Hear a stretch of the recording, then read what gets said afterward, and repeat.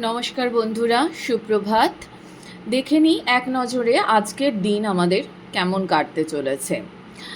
আজকে আপনি যে আপনার যে সঞ্চয় সেটা নিয়ে আপনি যথেষ্ট চিন্তায় পড়তে পারেন, বা সেটা নিয়ে ফিউচার ইনভেস্টমেন্ট নিয়ে এগুলো নিয়ে আজকে আপনি যথেষ্ট পরিমাণে ভাববেন। হ্যাঁ, যে কোথায় কতটা ইনভেস্ট করলে আপনার জন্যে ভালো হয়। একটু একটু চিন্তাও করবেন, আবার একটু ভাববেনও যে কোথায় ইনভেস্ট করা যেতে পারে। আজকে আপনারা যারা মায়েরা আছেন তাদের বাচ্চাদের সঙ্গে সময় ভালো কাটবে। পুরনো কোনো বন্ধুর সঙ্গে দেখা হতে পারে, তার সঙ্গে কিছু পুরনো গল্প, পুরনো স্মৃতি শেয়ার করা, এগুলো হতে পারে।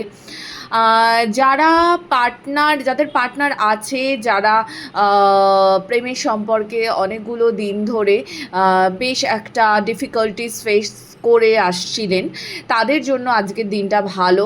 আজকে যদি ঝগড়াঝাটি, অশান্তি চলছিল বা ভুল বোঝাবুঝি এরকম কিছু চলছিল, তাহলে সেগুলো আজকের দিনে মিটবে এবং একটা বলে না যে শান্তিপূর্ণ একটা সহাবস্থান হবে এবং সম্পর্কে আগের যে ভাইবসটা ছিল সেই ভাইবসটা আপনারা ফিরে পাবেন।